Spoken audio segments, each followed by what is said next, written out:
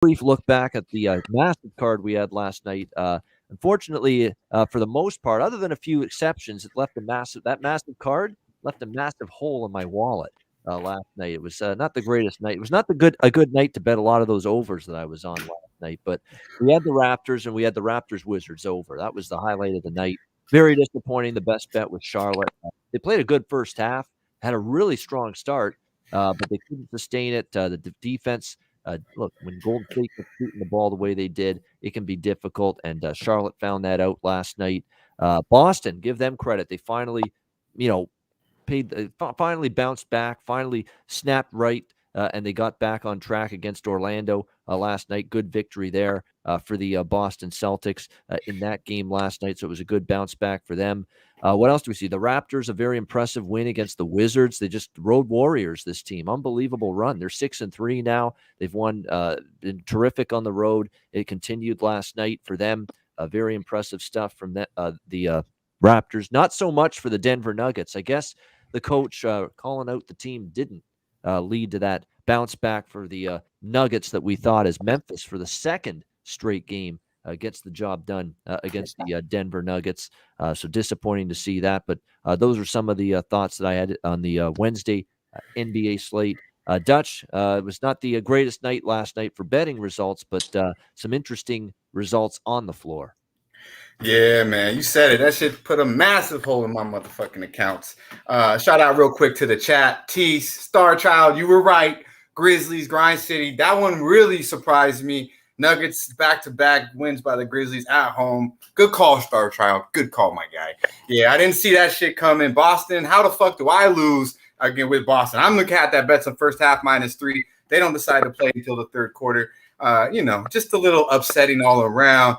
I ended it with the Kings last night, but I couldn't even be happy because I didn't bet the Harrison Barnes fucking prop. It hits, of course.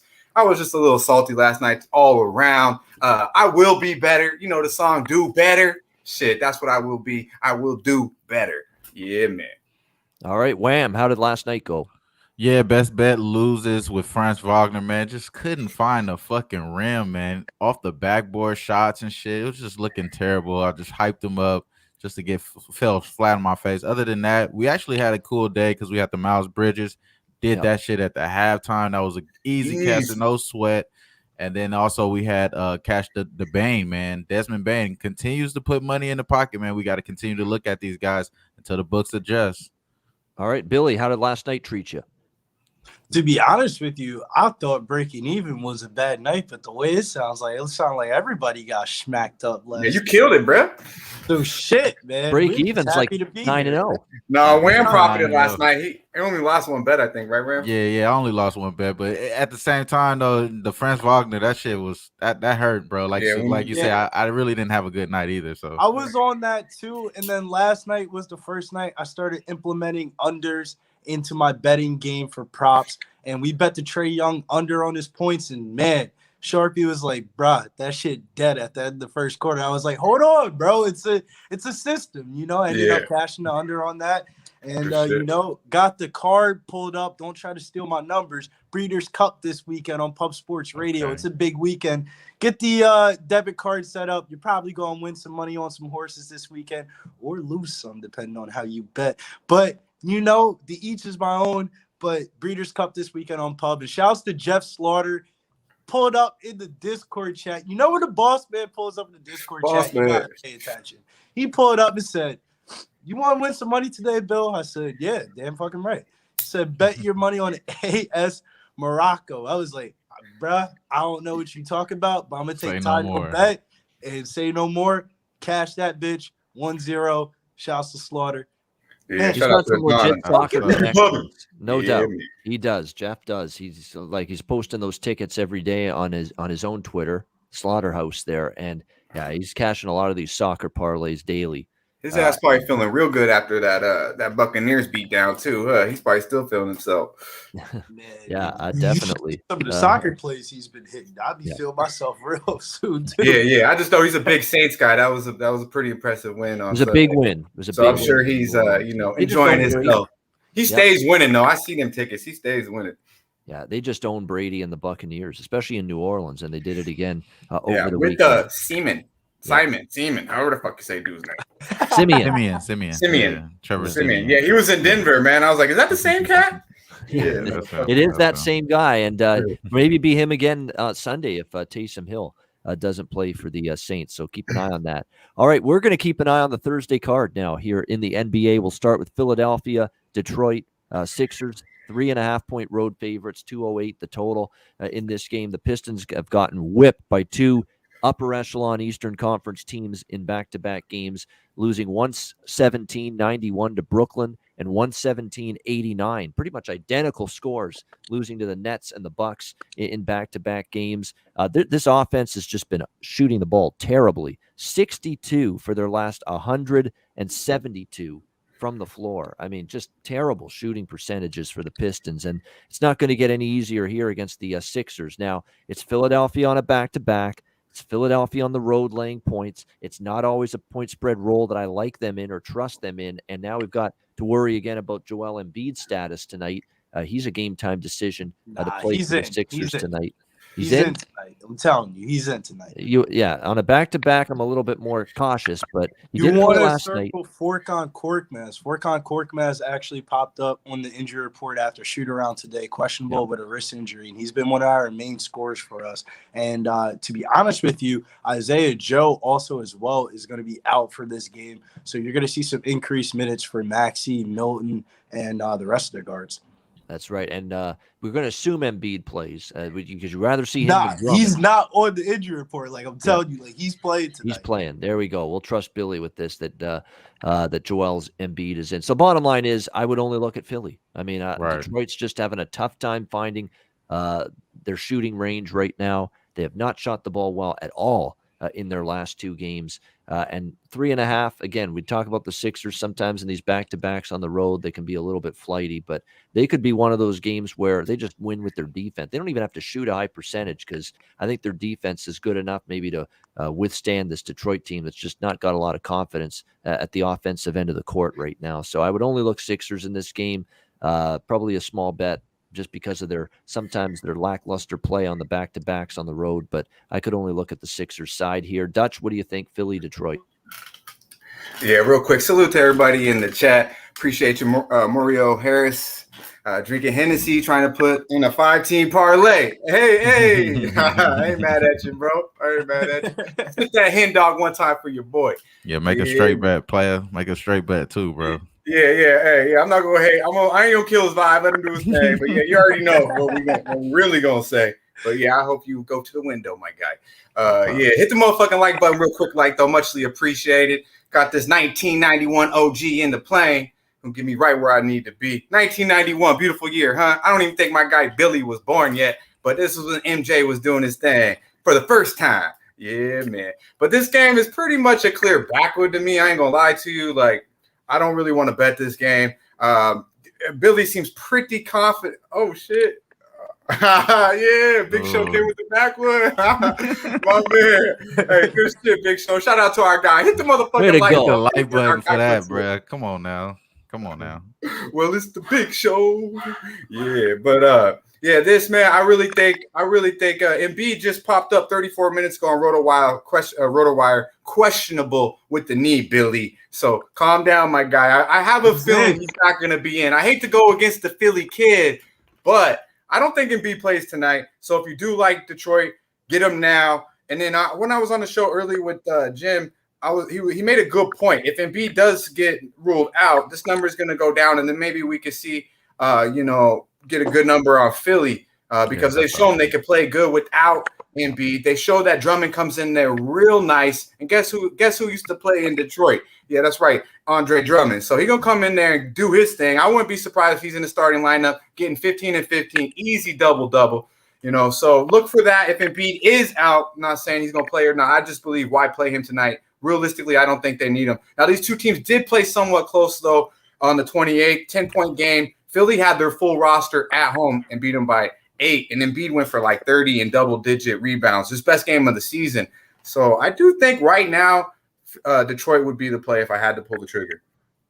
Yeah, big home win for the Sixers last night against Chicago. I got to think I got to think at least to some degree. I mean, the team is shooting below 40%, and they're 26.7 from 3-point range, Detroit. I've got to believe at some point they're going to at least shoot the ball better, and I can't ignore 7 straight overs head-to-head with these two teams because I'm looking at it. It's been an over series.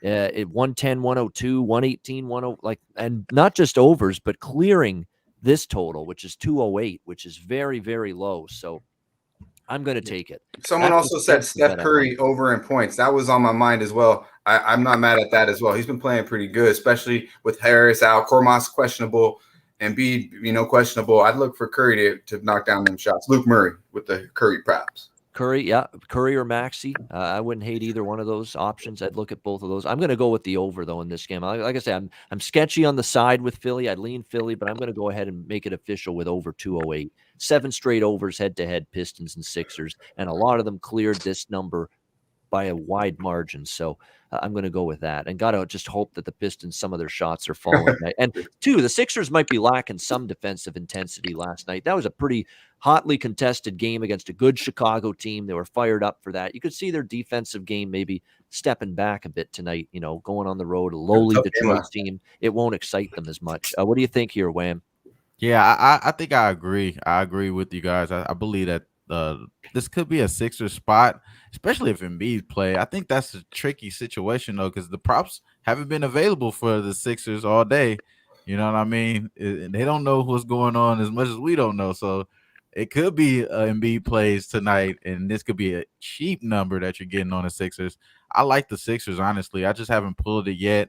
It's just a little tricky here. I think it is a backwood, like my guy Dutch did bring up there. Shout out to my guy Big Show as well for the animation there. That was dope. Yeah, that was dope. Yeah. Cade Cunningham, a little bit of a welcome to the NBA for him. His first couple games here, it's been rough. Victor Cunningham. So can the young man make a shot? Yeah. Pretty much. That's what they're asking in Detroit basketball. That's what they're asking right now. Man, he's been way bad. Like, here, I know we're gonna get Jalen. Let's let Billy go. I'm sure you got gonna play dash on this guy. Go ahead, Billy.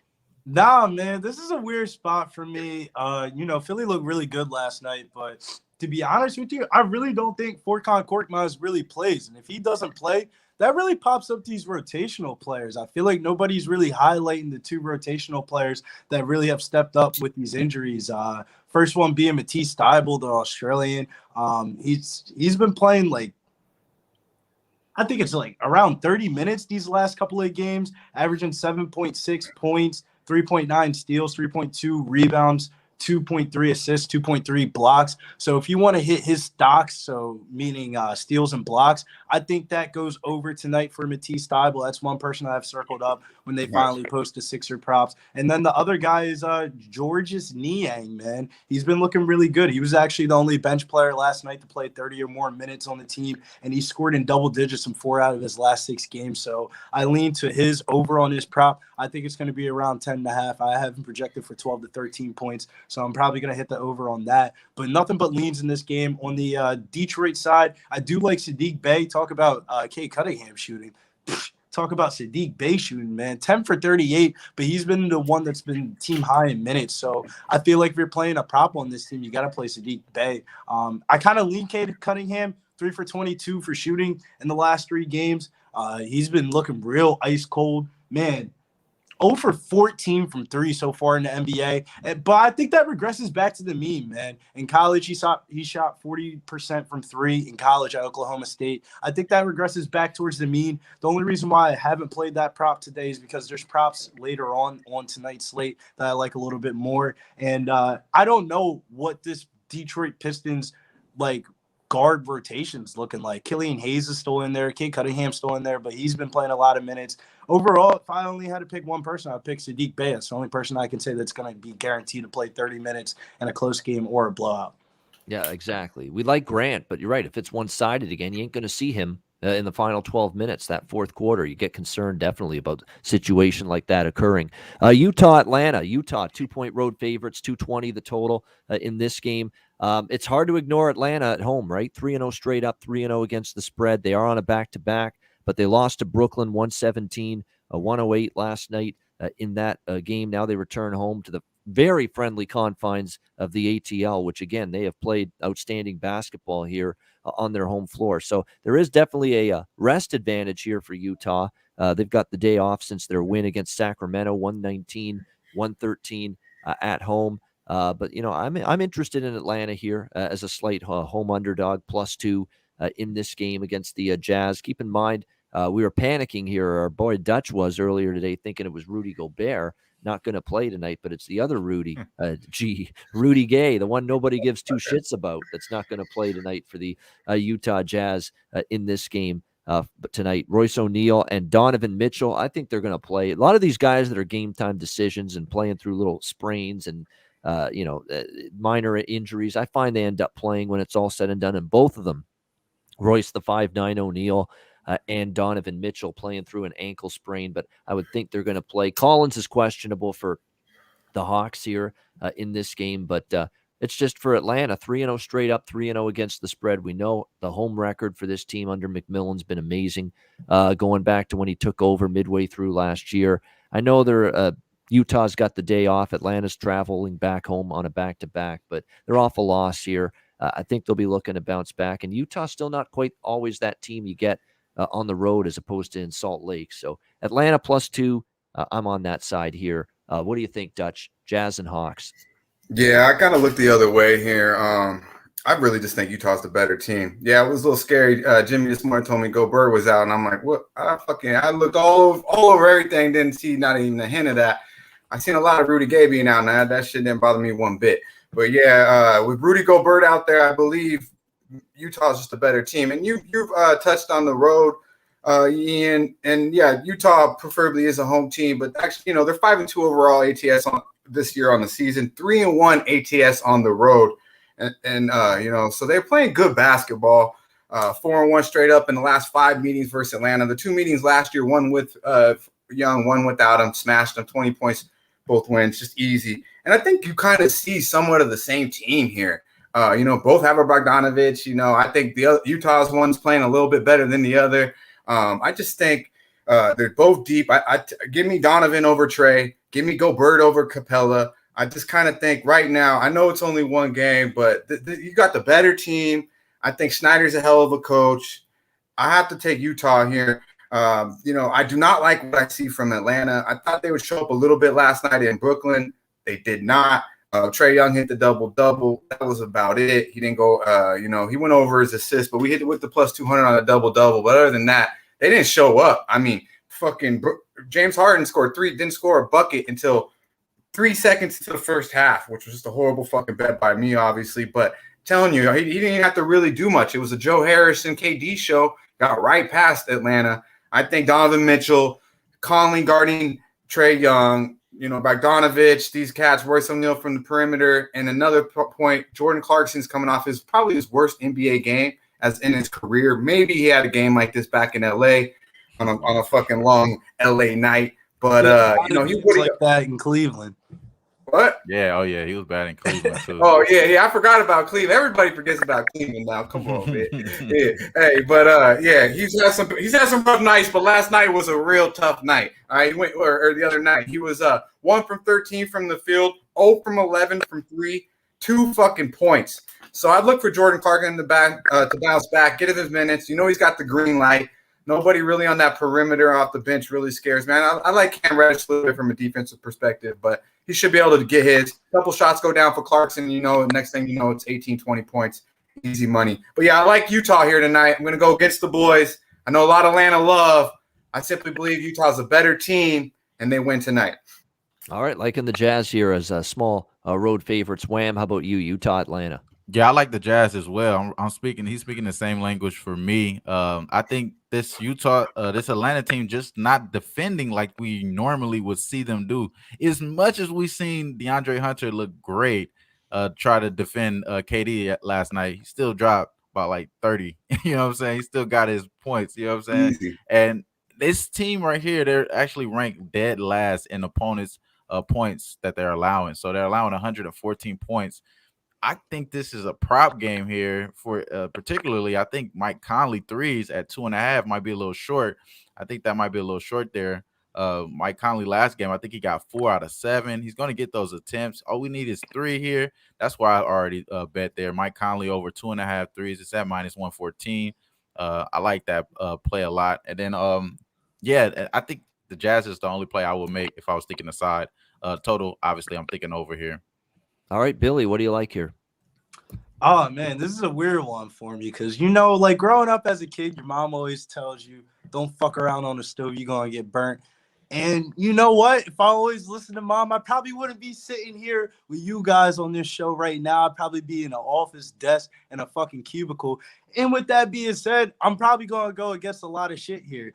To be honest with you, looking at that game from last night, Atlanta starters played way too many minutes, man. John Collins played 37 minutes. DeAndre Hunter, 33. Clint Capella, 33. Trae Young, 37. Bogdanovic, 29. Timeout. I thought Clint Capella, you were supposed to be coming off an Achilles injury, and I thought Bogdanovic was supposed to have a lower back injury. They said, fuck it. We trying to beat the Nets on prime time. They've gone play. So Now you look at the injury report today, John Collins is questionable. I doubt that he plays. And if he doesn't play, back to the thing that I was talking about on Tuesday. Why not get in and out quick early, especially if Mitchell doesn't play?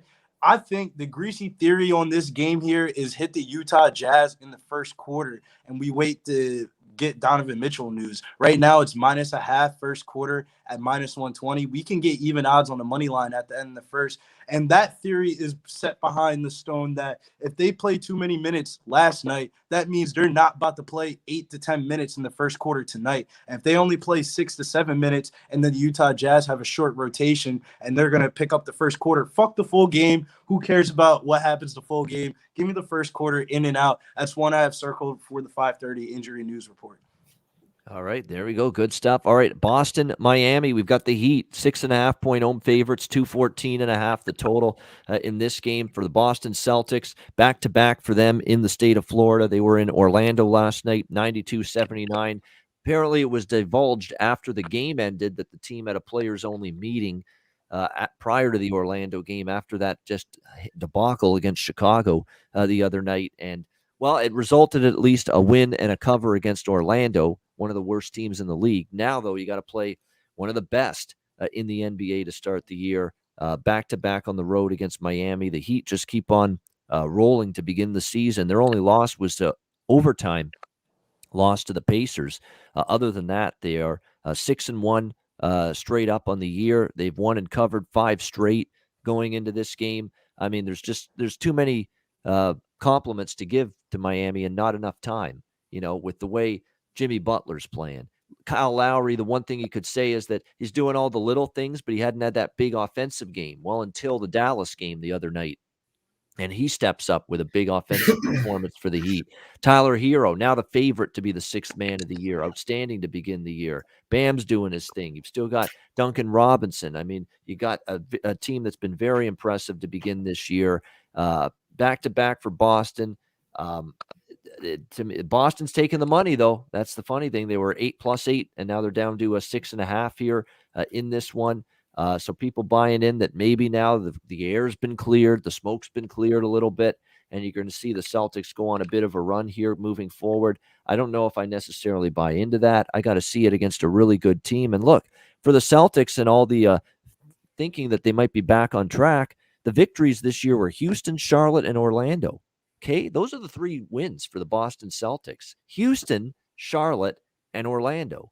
We have not seen them beat hardly anybody of quality, no one close to the upper echelon in the NBA. So I'm going to have to see it before I believe it.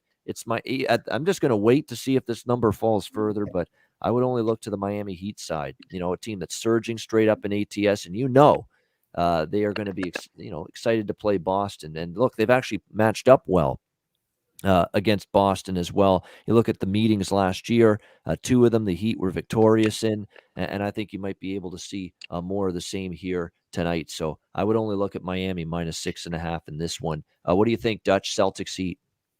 Yeah, I pretty much second everything you said, Ian. I'm right with you here. I did lock in the 6 and also first half -3.5. I'm not too worried about Boston, to be completely honest with you. I think from a coaching aspect, from best players on the, Bam, Butler, Lowry, they match up star-wise. and they're just a better, deeper team. Actually, Miami's been getting solid play from Deadman as well. Giving them 7 to 7, 15 off the bench, just solid big man minutes. I love what I'm seeing out of Bam. I'm gonna stay away from the props in this game because I do believe this game could be a clear blowout. People like Boston here, but I don't really see why they, like you've mentioned who they played. When it looks at Orlando's one of the worst teams in the league, they don't really do anything special. They shot horrible from the field. I believe like 20 in the 20%, 32 from the field, 20% from three in that game against last night. So I know Miami's going to do better than that.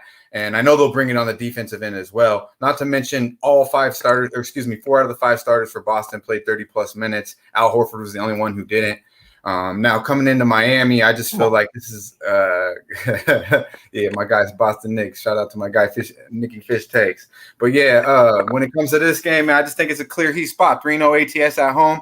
The prior 4 games, they've allowed 96 points per game. Their defense is locked in. The last 3 games, the 3 games they played at home this year, they've allowed 94 points per game. They only given up 98 on the season. I mean, one team's going to play defense here, one team isn't. And one team's going to just simply have a coaching advantage, and I believe a big coaching advantage. I'm not scared of laying the 6.5. Only way we don't win this is some NBA fuckery, if you ask me, boys. This is clear Miami here. They're the better team. They're playing better basketball at home. Let's just handle business. Easy Miami first half, full game. All right, first half, full game. The double dip here for Dutch with the Miami Heat. It's funny he mentions maybe some NBA fuckery getting in the Heat's way tonight. Scott Foster is one of the referees tonight in this game. Backwood. Everybody's like, well, so much for betting Miami now or betting anything in this game. Yeah, man. Scott Foster alert. Look out. Emergency. We have an emergency. Yeah. Yeah, he is unfortunately one of the 3 refs for this game tonight. So that'll be interesting. It'll be a foul fest. He'll make it all about himself. He'll be the star of the show. Tons of fouls, tons of replays, tons of reviews that take 10 minutes. I mean, I also did like my bad space. I did like the team total under for Boston too at 104. I believe it's like minus 113, 115. The numbers I gave you are how good that defense is playing is why I like the under, especially on a back-to-back as well. I believe the legs will tire. Yeah, it makes sense, the under. By the way, Miami number 1 in defensive efficiency this year, and Boston 18th. So there's a huge difference in defensive act, at least so far, with the way these teams have played defensively. There's a huge difference. And look, Miami's number 2 in offensive efficiency as well, and Boston's 21st. So you talk about wide discrepancies with these two teams at both ends of the floor. So it's just the Heat have been the much more impressive team at both ends of the floor so far. Wham, what do you think? Boston, Miami. Yeah, I would disagree with Dutch here. I think this is a prop game, honestly. A lot of these guys I like the props for. I like Jimmy Butler double-double at plus money. I do like the Jaylen Brown over points again because it's hit 3 times in a row, so might as well just keep going back to the well with that. It's at 22, same number that we've been cashing at. Honestly, I would think this more be a prop game than the actual side game, in my opinion, just because I freaking hate the bet against I hate the bet with Boston, and I love to take this Heat team like you guys are, but man, it's just like I feel like I missed out on the number at the 6. It's probably like I'm gonna just leave it alone and and just watch this game. Maybe hit some props here, but it's kind of a backwood for me, bro. All right, Billy, what about you? Celtics Heat. Yeah, this is not the type of game that I'm looking to really throw money on. I got a rule on Miami. We don't bet Miami. I guess I've been leaving money on the table. I guess that's why we bet UFC, because I'm going to keep on leaving it on the table. I'm not betting with Miami. I'm not fucking with Miami. They've been looking good. But is this a product because Eric Spoelstra is such a good coach and they have such good training camps and they come out so hot the first month? Because this is something that they've done plenty of times before. It looked good the really first month and then kind of looked so-so for the rest of the season up until playoffs. And besides the time that they were in the bubble. So I don't really know, man. Miami circled. You're not betting on Miami until after Christmas. We'll figure out Miami by Christmas. So you want to get some Christmas presents for your grill, start betting on Miami, homeboy. Yeah, man. Don't miss out on that heat. I don't know if you got the memo, but we single, baby. Oh. So we ain't worried about that. Well, if you want to get a bitch in your life, shit, throw a little bit on Miami. Yeah, we in Miami, me and Ben sitting side by side throwing some money at some strippers, slapping some ass, and passing on this game because this is not it. Don't throw your money on this game, especially Babano throwing out the nugget right there. Scott Foster. Where's John Ryan when you need him, man? Yeah, I didn't like some that. of those details from the computer model. Where's that's a goddamn man, I need shyster Steve for the referee. insight I've never for this seen one. one. But pass on betting on this game, man. Fuck this. Yeah. Scott Foster's the ultimate shyster NBA referee. So we'll see. Miami's the real deal. Believe that. They are. No, they are. I still believe they're winning the championship. Yeah. They have a top 5 player in the league. They got a top 5 point guard. They got a top 5 big man, and they got a top 5 coach. Yeah. And they're a great rebounding team, a great coach, a great defense. And the best 6 man right now so far in the league, Tyler motherfucking Hero. Which made a huge difference that he's got his swag back again this year, no question. Houston and Phoenix. Phoenix 10.5-point home favorites, 219 the total here in this one. Total's going up, and I kind of want to take the over here, but the Phoenix Suns have been trending under a lot this year, and so have the Houston Rockets. But the one over was Houston's last game against the Lakers. I just get the sense this could open up a little bit offensively. I lean to the over. I don't want any part of either side here. You know, the Houston Rockets, they just have the one win this year against the Oklahoma City Thunder. And for me, this is going to be for Phoenix a game they win, but it's going to be a game where they win, 8 points, 9 points, 10 points, 12 points. It's going to come right around this number probably. And so I don't want to really mess around with the 10.5. I guess I'd lean to the Suns if I had to and the over, but not a game I'm probably going to bet. What do you think here, Dutch? Suns and Rockets? Oh, shout out to our guy, Top Shelf. He likes Boston money line. He said, write it down, remember, or some shit. Yeah. You like some hockey too? Oh, so parlay? Okay, cool. I'm good. I'm good, Top Shelf. Yep. I'm good. Shout out to our guy, Vitalis, always dropping the knowledge. 10.5. Looks at the best percent versus money percent.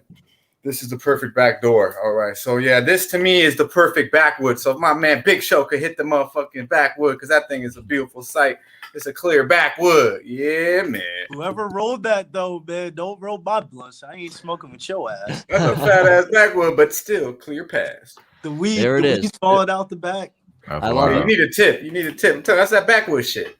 Yeah, there's the bat symbol, and then there's the backwood symbol. That's what that is right there. The backwood symbol. Wham, is this a backwood? Houston, Phoenix. No, I think it is not a backwood. I'm taking the Jalen Green over 13.5 points. I'm going to go ahead and say that my guy Billy had a great look here, and he may have found a trend here. I think Jalen Green continues to play a little bit better. He gets his footing here in the NBA, and he's already shown that he's going to try to do it on a big stage. So I think got to be able to ball out against this team. I think they already are without a point guard as well with Cameron Payne. He's not going to be playing in there, so they're a little light there at the point guard's position. So, hey, Jalen Green, I think daily fantasy as well, Jalen Green is a good look too. You know what I'm saying? He might be able to get to the 30 tonight. We ain't talking about the last game yet. I got to believe, by the way, there's one bet I might make because the Suns are talking about we've started bad the last 2 games. New Orleans, they were behind big, and Cleveland, they were behind big in that game early before they rallied. They say they want to start fast tonight, start much better. So, maybe, and for Houston coming off the 2 games in LA, the last game, they were right in the game and they lost it at the end. Maybe I might get involved here. Maybe a Suns first half -6, maybe. Yeah, also Bill McDonald mentioned Mikal Bridges. I did talk about that early on Jimmy's show. Yeah, I like Mikal Bridges, bro. He's been playing lights out, hitting that corner, playing D. He's been playing above average basketball, really good, especially if Ayton might not be in there. I like Mikal Bridges' points for sure. Yeah, no doubt. We saw what he did at times in the playoffs for Phoenix last year as well. Billy, what do you like here, Rockets and Suns? Man, we've been having these Rockets conversations for a very long time now. And I guess y'all old heads don't be using social media because it's like everybody's in the dark. But Beto brings up the game and doesn't even talk about the GM getting caught hitting with the racist emails. They John Gruden his ass. We talked about that 3 shows ago. We talked about that 3 shows ago. Hey, man, we don't want to talk about that shit. No. The GM's about to get kicked out of the fucking team. We mentioned it with, a few There's shows a lot ago of about the Phoenix turmoil guy. that's happening behind the closed doors with the Suns right now that nobody's talking about. DeAndre Ayton's questionable for this game. Man, you're telling me Frank Kaminsky's playing 30 minutes versus Christian Wood and we're not on the Rockets here? I don't know, man. As we dig deeper into this game and you really start reading in behind the tea leaves and shit like that, how are the Suns laying 10.5 points with DeAndre Ayton questionable? Their GM catching a flight back to the crib about some racist emails and stuff like that. And then on top of that, dusty-ass Daniel Tice is going to be out of this game, and that's a boost for this Rockets team, man. KJ Martin was the main beneficiary of Daniel Tice being out. That gives another young, energetic guy that's going to match up very well against Jay Crowder and the rest of these bigs in the front court. JaVale McGee started last game, but he played really good last game high since March, I want to say 2 years ago when he played and filled in for Jokic, but I'm not really too interested in him. He only played 18 minutes. Frank Kaminsky's really going to be the one that's closing the game. He played 29 minutes in the last game, and he has 17 points, 3 rebounds, 3 assists. And let that go up against Christian Wood tonight, man. I think we get plus 10.5 on the Rockets. I'm pulling the hezzy because I ain't placed the ticket yet because I want to know what's up with this DeAndre Ayton news. But to me, man, this is a Rocket spot, man. I think this is the one that nobody's talking about. This might be the cigar play of the day. This is bizarre. I'm reading the Sarver stuff right now. Robert Sarver, of course, the owner. Am I right, bro? That's one of the craziest reports ever. It's like a ton of these incidents where N-word and all this, lewd comments and disrespect and all that. Man. Saying it to the coach, saying it to players, saying it about opposing players, saying it throughout the offices of the Suns and all that. And now yet the Suns and the WNBA team in Phoenix, the Mercury, have come up with a joint statement saying they reject all these claims. Saying a lot of turmoil going on, man. What on earth is 420 Franco said rebounds Christian Wood 10.5. I believe it's 10.5. I love that look. Yeah, the double. I don't know though. The double doubles minus 150. A little expensive. Mikal Bridges has been hooping, man. He's shooting 44% from 3 right now, and he's also averaging 56.9% field goal percentage, and he played all 42 minutes in the last game that DeAndre Ayton missed. And we remember last year in the playoffs, for the short, brief period of time that DeAndre Ayton missed, that's when we first started noticing Mikal Bridges over 13.5, 14.5. And I think that's the same key today, man, especially if we think, or me personally, I think that the Rockets cover the 10.5. That means instead of betting the Suns, I'm just going to bet Mikal Bridges because he's going to play all 40 minutes. Right. Yeah, we like your points and over 1.5 threes, but I was referring to Christian Wood. The double doubles minus 150. The rebounds 10.5 should get that easy. And if you do, like you expect, Billy, somewhat of a close game, Christian Wood should be 15 plus easy tonight. Easy. I'm not laying the 150 with the double double though. You should probably try to find a points and rebound. 10.5 is perfect. It's at minus 108. Yeah, easy. This might be one of those games that you might not circle pre-flop, but then listening to us, man, I'll throw some beer money on that Rockets money line, bro. That's way too high. There you go. Man. He gonna run the shit, bro. He gonna run the shit. He'll be all right. Yeah, is it going to be Raiders for the Suns though? And they put the distractions to the side, focus on playing the game. Raiders were able to do that after Gruden got canned and all that was going on. Can the Suns do that tonight? I guess we'll find out. They got a pretty good head coach in there, pretty level-headed head coach in there. I think he'll be all right. Him and C3P or CP3. Sometimes in football locker rooms, man, the fucking head coach don't even talk to half of the team, man. I feel like it's way different in basketball. Basketball is way more personable, where everybody in the locker room goddamn knows their side bitch, their main bitch, and the bitch that they probably fucked in college. It's way but more. They ain't fucking with the owner like that. The owner is talking shit, right? Man. You don't think that they talking? Chris not. We talked about this already though. We said that Chris Paul had experience, and we just left it at that. Just saying, man. There's definitely a conversation after shoot around about this. So Crowder gonna go up to him and be like, "Hey, man, I don't want to hear none of that shit. Play basketball." And no one gonna say nothing to James Crowder. Believe that. Yeah, no, I'm just saying. You don't think that they're having personal conversations behind in the locker room on their drive home, or in their Xbox parties, or in the strip club, wherever the fuck they do. Yeah, it's gonna be interesting. I definitely want to see how they play tonight. Phoenix. They're probably talking about it at home, but I don't think they bring that shit into the locker room, to be honest with you. And it's a good thing they're playing Houston. Houston may not be able to do a thing about it. 10.5 is a football number. A lot of points. I thought that was the Thursday night football spread, not the basketball 10 o'clock game. Houston could backdoor cover. They can, because Phoenix has been winning by 9, 10, right in this range. So it's going to be probably right down to the number again when it's all said and done.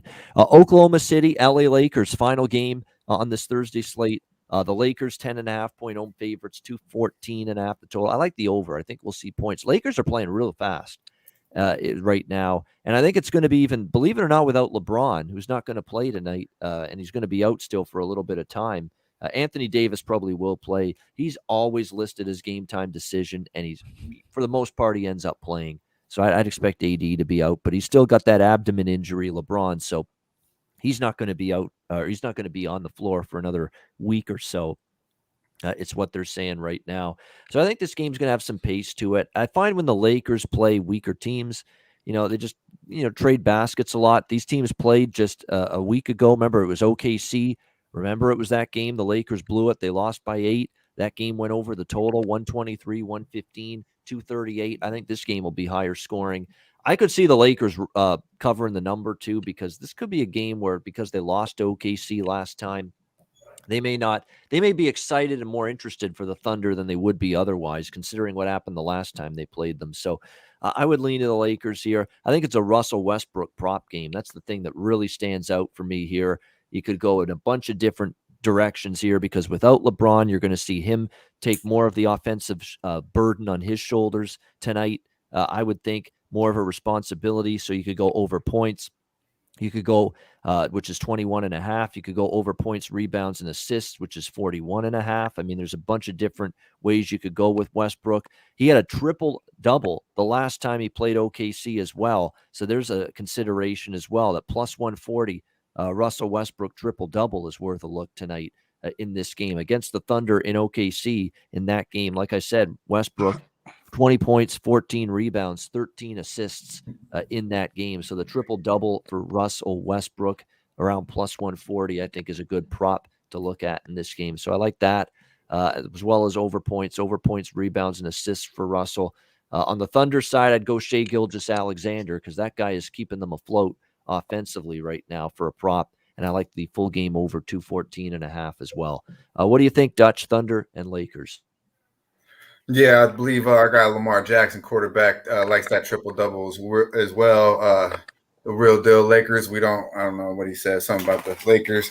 Triple-double Westbrook seems to be a pretty nice prop. I mean, you got to think against his old team, he's going to have the ball in his hand. And, this was a backwood to me, but now I think it's down to 11. And I think when I mentioned this, when LeBron, or usually it's been LeBron, when he don't play, I actually kind of want to back the Lakers, simply because I think they're going to look a little bit more smooth on the court, with Russ being where he wants to be, and that's in control of the ball the whole fucking game, right? He'll play very well with AD, I believe. And then I believe Wayne Ellington's coming back. Look for him to start, to maybe open up a little, spread the court a little bit, knock down some open jumpers. Monk find his game. Look at Melo too. I mean, Melo didn't have the greatest game last time, versus these guys. Played in OKC, averaging 16 a game, shooting 53, right under 53% from the three-point line. If you could find some Melo props, I'm not mad at that, because he's shown that he's really the best consistent shooter on that team so far this year. But I kind of do like the Lakers, man, minus 11. The more and more I think and talk about it, feels kind of like a spot where they could just smash these motherfuckers. But I'm not mad at the Shai props as well. I think, especially if this could be a close game, he's the best they got out there. And the perimeter defense for the Lakers is suspect. And now if they start AD down low, that paint is pretty much wide open, in my opinion. So I don't know. I want to say backwood, but I do believe maybe there could be some value here with the Lakers minus 11 with LBJ sitting.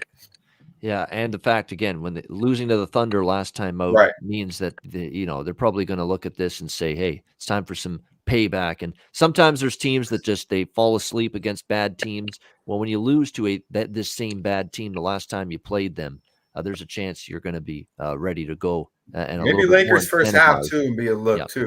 They could come out, because they're definitely going to remember that they gave that game away as well. So maybe Lakers first half as well.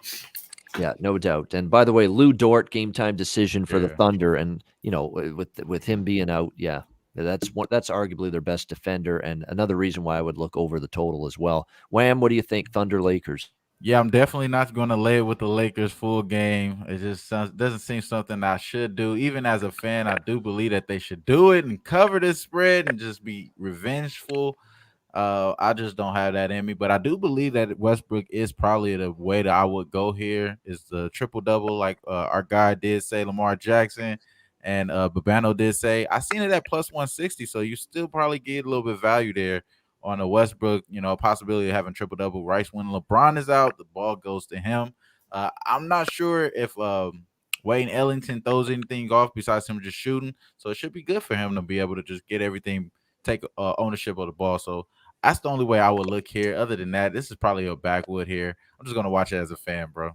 All right, Billy Briz, Thunder Lakers.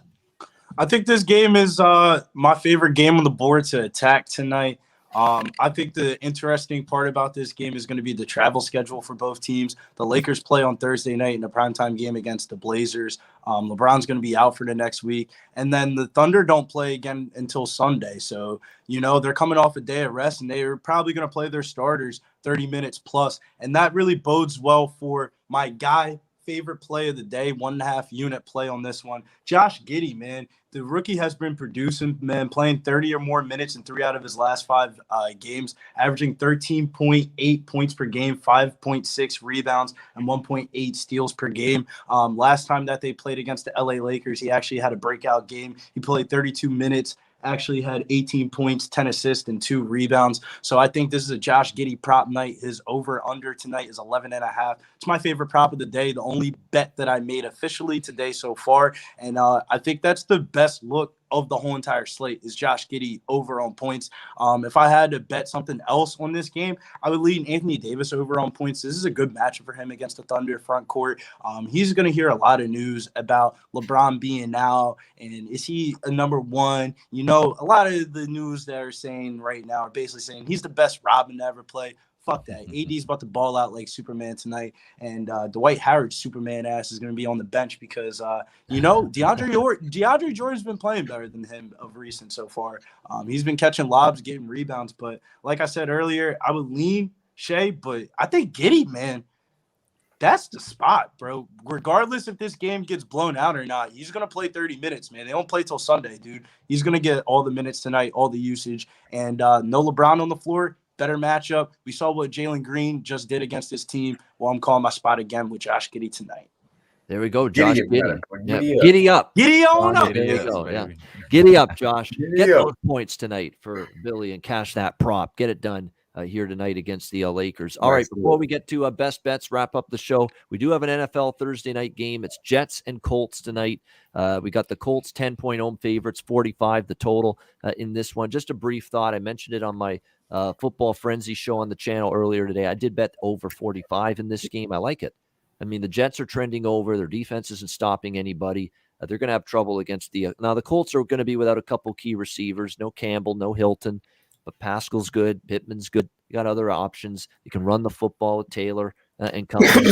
The Jets aren't stopping anybody. They've given up big points. They've trended over. The Colts have as well. So 45 total. No weather, indoors in Indianapolis.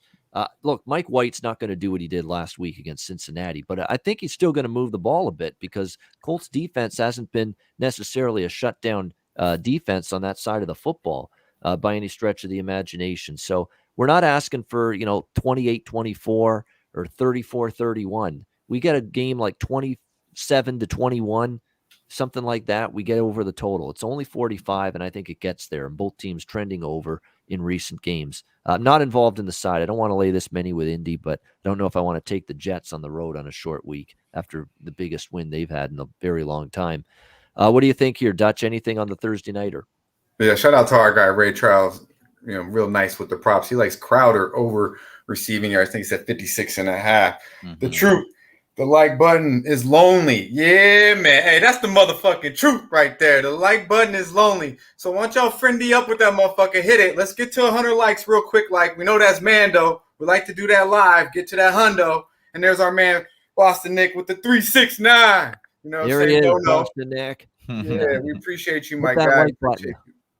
Yeah, man. So hit that motherfucking like button real quick. But yeah, this game I did give out this morning. I love the Colts here, man. I think it's a clear Colts spot here. First half -6.5, full game. I believe it's down to 10 now. Got it in at 10.5. They're 3 out of 4. They're 3 out of 4 prior to this victory against Tennessee, or this loss, to Tennessee. They had that game against the Titans, gave it away at home.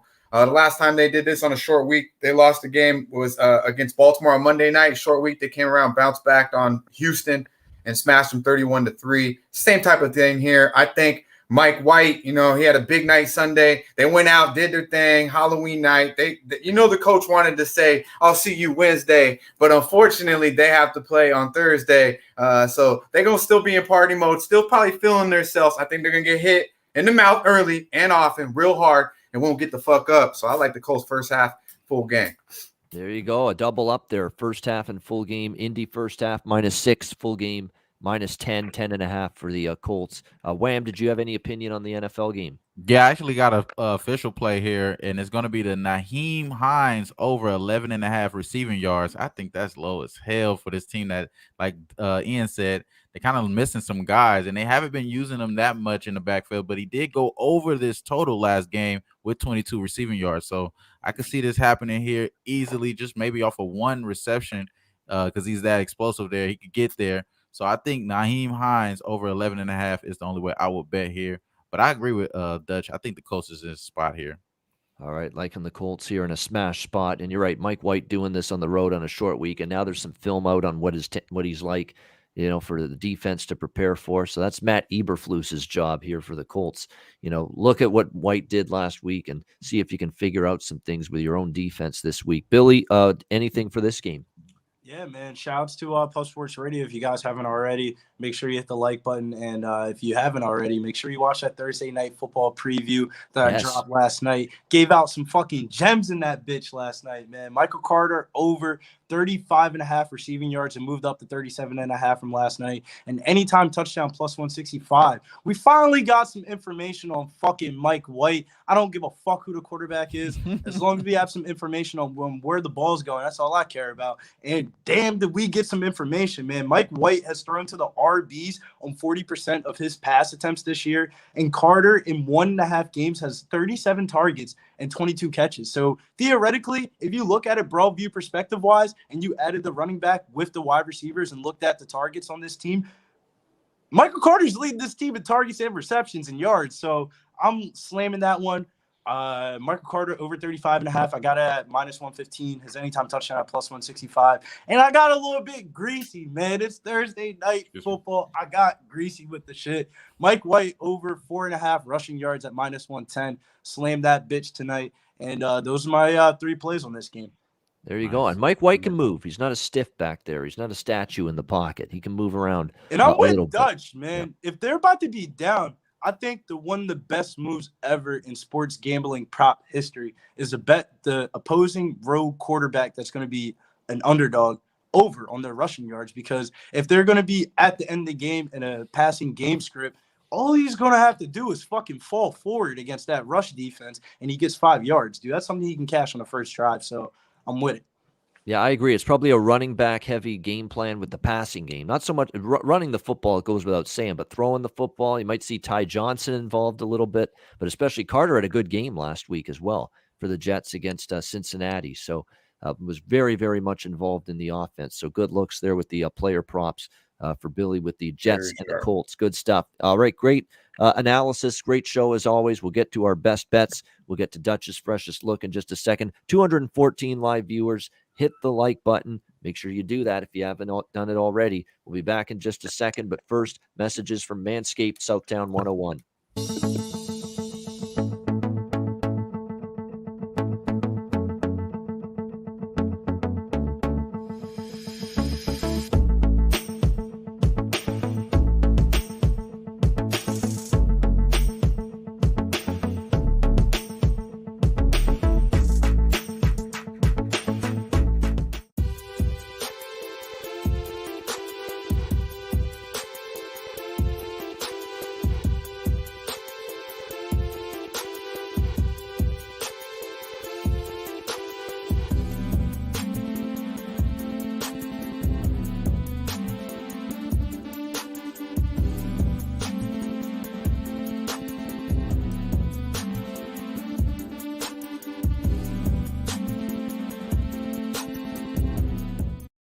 All right, Southtown 101. When you're in San Antonio, Texas, stop in for great food, drinks, live music, DJs, karaoke, and more at Southtown 101.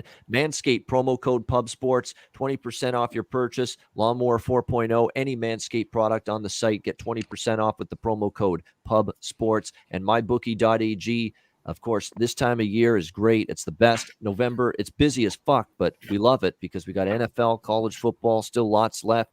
We've got NBA going, NHL going, college basketball starts next week. The best time of year. Sign up for an account. MyBookie.ag, Bitcoin accepted currency for your deposit. MyBookie.ag, promo code PubSports. And yes, big UFC tomorrow night as well. Looking forward to that fight card. I'll be checking it out for sure. Looking forward to a very good UFC event. Usman in Covington 2 tomorrow night. Mrs. Namajunas, Rose Namajunas. Chill, Justin Gaethje, Michael Chandler. That's the people's main event. That shit gonna be a banger. Zhang Weili, and yeah, Gaethje and Chandler. Gaethje and Chandler is the third fight from the top. That's crazy. That's actually the opening fight on the main card. That shit is going to be a banger. That's absolutely insane. It can't be the opener of the main. No, it's the opener, bro. Edgar and Marlon Vera. The curtain jerker. Wow. I'm telling you. It's the first fight? Wow. That's crazy. I thought for sure it'd be third from the top because it's first fight of the main card. You know that bitch is going under.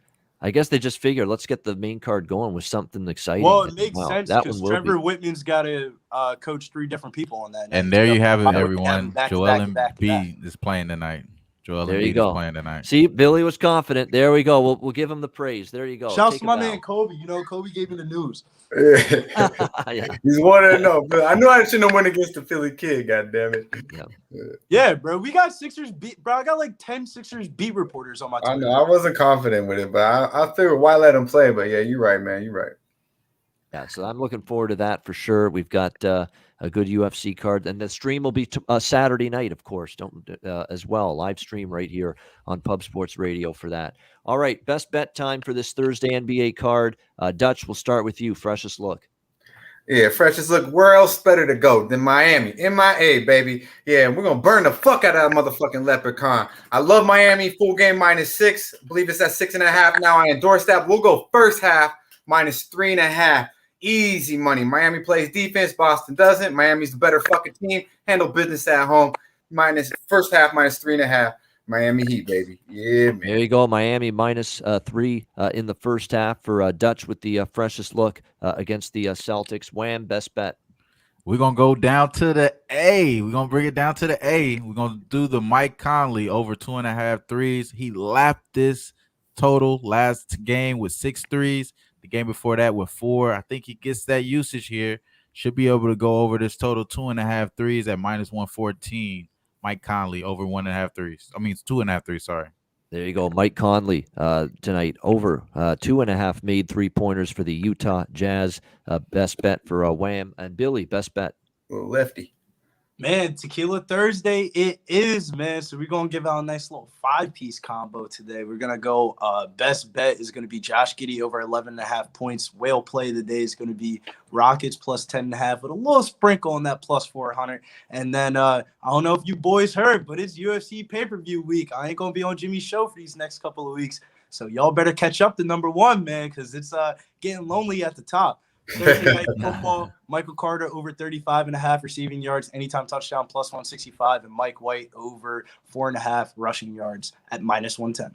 There you go. NFL props and an NBA best bet for Billy for this Thursday night. Best bet for me, I'm going to go with a prop tonight. It's time to change it up after Charlotte very much disappointed me last night. We're going to go the triple-double Russell Westbrook tonight, plus 140. I like that a bit. It's plus money. I think a great chance to get at least 10 points, rebounds, and assists against his former team. Usage will be off the charts, especially with no LeBron James. So let's go with that. Russell Westbrook, triple-double, plus 140 against the Oklahoma City Thunder tonight for my NBA Pub Hub best bet for this Thursday card. All right, that'll wrap it up. Thanks to everyone for joining us. Hit the like button on your way out if you haven't already. Make sure you tune in tomorrow for the NBA Pub Hub. I won't be here, and for some people, they may enjoy that. So take advantage of it. Tune in. 4 p.m. Eastern, 1 p.m. Pacific. It'll be Billy, Wham, Dutch on the show, and Ski on Friday, breaking down the Friday NBA card, and I'll be back on the show with the crew on Monday. So everyone have a great night. Enjoy the games and good luck. Cash some tickets for Wham, for Dutch, and for Billy. I'm Ian Cameron. Have a great Thursday night. Enjoy the games and good luck. And we will I'll see you Monday, but make sure you tune in tomorrow once again, 4 p.m. Eastern, 1 p.m. Pacific for the NBA Pub Hub right here on Pub Sports Radio. Dutch, take us home. Yeah, man. You know where it's at, Pub Sports Radio. Be sure to like and subscribe if you have not. Share the video if you can. Y'all stay fresh, stay blessed, and let's start putting these motherfucking bookies to rest. Yeah, man.